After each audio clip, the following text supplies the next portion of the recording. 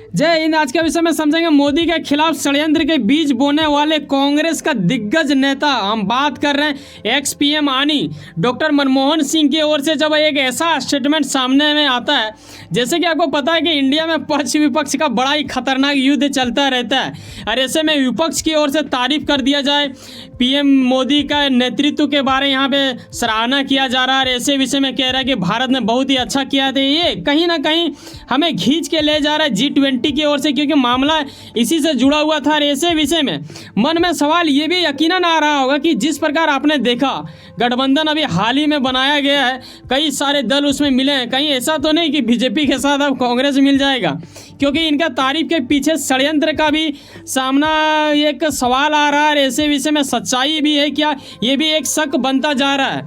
यकीनन आप ये अनुमान लगा सकते हो कि पप्पू यानी राहुल गांधी के हृदय के अत्यंत गहराई में एक गजब ही ठेस पहुंचा होगा जब इन्होंने ये देखा होगा कि भाई साहब इनके यहाँ के दिग्गज नेता मनमोहन सिंह, जो कि 10 साल तक रह चुके हैं पीएम यार, और ऐसे विषय में वो विपक्ष के चीज़ों को दरकिनार करते हुए देश के हितों के प्रति बात करने लगे, तो कहीं ना कहीं कांग्रेस को एक थोड़ा सा ये झटका लगता है।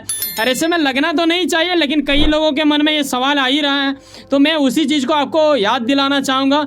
देखो बीते कुछ ही मतलब किराबिन कितना होगा यार, 1 महीना करीब हो गया होगा, मैंने आपको बताया कि इसका तीसरा बैठक हो चुका है गठबंधन का, ठीक है। अब ये लोग अंतिम चरण में है, जब इन लोगों ने ये तय करना है कि ऐसा करना है, कौन कहाँ लड़ेगा, और ऐसे में फूटता नजर आ रहा है। आपने सुना ही होगा, आज दिन कुछ ना कुछ न्यूज़ में देखने को मिल रहा है। और ऐसे में जो दिग्गज नेता है उनके ओर से ऐसा कुछ कहा गया, तो इसके ऊपर भी काफ़ी ज़्यादा राजनीतिक मुद्दा उठ सकता है। लेकिन उस चीज़ को हम समझें उससे पहले आपको यह भी बता दूँ कि 9 से 10 यानी 2 दिवसीय G20 बैठक जो कि इंडिया होस्ट कर रही है यानी भारत होस्ट कर रहा है, यकीनन आपको पता होगा, और ये कंप्लीट हो चुका है, संपन्न पूर्वक हुआ, और ये काफ़ी अच्छा रहा। एक अद्भुत दृश्य देखने को मिला जिसमें इंडिया ने इतिहास रच दिया है। इसके बारे में मैंने आपको स्टेप बाय स्टेप अलग अलग वीडियो के माध्यम से यकीनन आपको समझा दिया हूँ बेहतर तरीके से। नहीं देखो जाके चैनल विजिट करके देख लें। अब सवाल ये है कि आखिर इन्होंने क्यों बोला है। भाई साहब, जब एक विपक्ष वाला अगर सही काम भी करेगा तो कहीं ना कहीं शक बन जाता है पक्ष वाला को, और विपक्ष वाला में दोनों में कहीं ना कहीं मुद्दा छिड़ी जाता है। हालांकि उन चीज़ों के ऊपर हम लोग दरकिनार शब्दों को रखते हुए हम हकीकत की वास्तविकता के निकट तक पहुँचने की बात करेंगे। हम बात कर रहे हैं यहाँ पे जो एक्स पीएम की ओर से बोला गया, एमएस की ओर से यानी मनमोहन सिंह की ओर से, वो ये था कि इन्होंने यूक्रेन का मुद्दा पहले उठाया और इन्होंने कहा कि देखो रूस यूक्रेन युद्ध में भारत के रुख को उचित ठहराते हुए कहा कि भारत ने शांति की अपील रखते हुए, मतलब आपको पता है ना इंडिया हमेशा शांति का अपील करते हैं। हालांकि मनमोहन सिंह ने भी जब अपने काल में कुछ किया है तो बहुत ही अच्छा मतलब शांति प्रिय व्यक्ति माने जाते थे वो, और हमेशा शांति को लेके चलते थे। यहाँ पे आर्थिक हितों की बात किया गया है, ठीक है, संप्रभुता की बात की जा रही है, प्राथमिकता देकर ठीक काम किया, ऐसा भी इन्होंने कहा। तो ये बीजेपी सरकार के लिए एक तारीफ था जो कि काफ़ी काबिलियत तारीफ योग्य हो जाता है। यकीनन पीएम मोदी का एक छवि ऐसा बनी गया। एक सवाल और एक जवाब आपके मन में मैं डालना चाहूँगा, वो ये है कि देखो कुछ पार्टी ऐसे होते हैं ना जो नेता को अपने अंदर रखते हैं, और कुछ नेता ऐसे होते हैं जिनका छवि कुछ इस योग्य बन जाता है कि उसे पार्टी की ज़रूरत ही नहीं पड़ता। आज अगर आप बीजेपी को जानते हो ना तो पीएम मोदी के नाम से आप जान रहे हो। हालांकि ऐसा नहीं है कि पूरा रूप से 100 रूप से इन्हीं का है, लेकिन कहीं ना कहीं इनका एक छवि बन गया है। अगर इसे बीजेपी से हटा भी दिया जाता है या छोड़ भी देते हैं फिर भी इनका एक छवि रह जाएगा। उसी प्रकार डॉक्टर मनमोहन सिंह का भी कुछ ना कुछ ऐसा छवि है जो कि कांग्रेस में रहे या ना रहे एक अलग चीज़ वो दर्शा जाते हैं। ऐसे में साथ में आपको यह भी बताना चाहेंगे थोड़ा और कि इन्होंने क्या बोला है वो हम वीडियो के अंत स्टेप में समझेंगे। उससे पहले हमें बारीकी चीज़ों को समझना अनिवार्य हो जाता है, तो ये चीज़ों के ऊपर भी थोड़ा एक नज़र डाल लेते हैं। देखो दिल्ली में हुआ G20 प्रगति मैदान में, यकीनन आपको पता होगा भारत मंडपम में किया गया है, जहाँ पे शिखर सम्मेलन में घोषणा कर दिया गया है कि यूक्रेन ने जो भी किया ना भाई युद्ध का, बाली, देखो बाली इलाका अगर आप नहीं जानते तो मैं बताना चाहूँगा कि इंडोनेशिया में ये 2022 में होस्ट किया गया था वहीं पे, और अभी दिल्ली में किया गया है 2023 में, आपको यकीनन ये पता होगा। उस वक्त क्या हुआ था ना, वहाँ ना बड़ा ही कम, एकदम ना के बराबर, मतलब ये बोलेंगे कि इनका पुतिन की ओर सोचा गया, हर मुद्दा यूक्रेन के मतलब तरफदारी में रह गया, और पुतिन के बारे में इन्होंने सोचा ही नहीं। पुतिन को एकदम बहुत ही ज़्यादा सुना दिया, एक लंबा चौड़ा मतलब लिखा गया इनके बारे में। और यही जब इंडिया को मौका मिला ना तो भाई साहब इंडिया ने पता है एकदम ना के बराबर इनके प्रति किया है। बहुत ही कम में पुतिन को सुनाने की स्थिति खड़ा किया है। सुनाने का मतलब ये कह रहा हूँ मैं, एक तरफ से वहाँ भी ताना मारा जाता है जब वर्ल्ड लीडर्स बैठते हैं, ये मत समझो कि आपका घर में स्त्री भी ऐसा होता है, कई चीज़ों के ऊपर बैन लगा दिया जाता है। और पुतिन जिस प्रकार झेल रहे हैं पूरा विश्व का मतलब एक प्रकार से क्रोध का सामना ये कर रहे हैं, वो तो आपको दिख ही रहा होगा यकीनन। और इंडिया का काफ़ी ज़्यादा लगाव है उनके साथ, तो यकीनन इंडिया वैसा नहीं करना चाहिए। और यही वजह है कि हम एक भारतीय होने के नाते हम अपनी गुणवत्ता नहीं भूलते हैं और हम हमेशा एक दूसरे को लेके चलते हैं। हाँ, ये हमें करना ही पड़ा। G20 का यहाँ पे आप देखें तो देखो घोषणा पत्र तो करना ही पड़ता है ऐसे विषय में। परमाणु हथियारों को लेके ये बातचीत कर लिया गया कि भाई साहब देखो ये स्वीकार्य होगा, कोई भी अगर किसी को धमकी देता है या फिर ऐसा कुछ करता है तो G20 ये बर्दाश्त नहीं करेगा। तो ये एक अच्छी बात है 19-20 देशों के लिए, बेहद ही अच्छा बात है। 19 देश इसलिए क्योंकि इंडिया छोड़ के बात करेंगे, लेकिन इंडिया को भी लेना पड़ेगा ना भाई, हम लोग भी नहीं कर सकते, ना ही किसी को धमकी देते हैं। हालांकि पाकिस्तान बड़ा भोगता है ना उसके बारे में, लेकिन पाकिस्तान इसका हिस्सा ही नहीं है। तो ये कुछ हो चुका है G20 में जो कि काबिले तारीफ रहा। लेकिन यहाँ मुद्दा खत्म कैसे हो जाता है और कैसे क्या जुड़ जाता है इसके बारे में आपको बताना चाहूँगा। बीते दिन आपको मैंने बताया कि कैसे PM मोदी की ओर से G20 में एक ऐसा षड्यंत्र रचा गया जो कि 8 देशों ने इनका साथ दिया और एक अद्भुत चीज कर दिया गया है। अगर आपने नहीं देखा है ये थंबनेल है, जाके जरूर देख लेना, ठीक है। India middle east Europe economic corridor बनाया जा रहा है। आपको पता है BRI ये चाइना का है। चाइना को टक्कर देने के लिए, रोन देने के लिए, खत्म कर देने के लिए इंडिया आ चुका है अपने 7 साथियों को लेकर, यानी 8 देश मिलकर कुछ बड़ा कर रहा है इंडिया से यूरोप की ओर। चलो वहां तक ये खत्म करते हैं, वो स्टेप आप यकीनन कल देखे होंगे वीडियो तो पता चल गया होगा।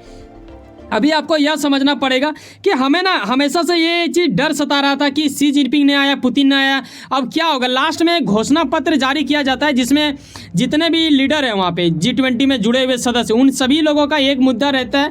मतलब दिल्ली में हो रहा है तो दिल्ली की ओर से यानी भारत की ओर से किया जाएगा और उसके ऊपर उन लोगों ने अपना हस्ताक्षर करना है। ऐसे विषय में उसे घोषणा पत्र के नाम से ये किया जाता है। तो ऐसे में डर था जो चीज़, वो चीज़ मिट गया है।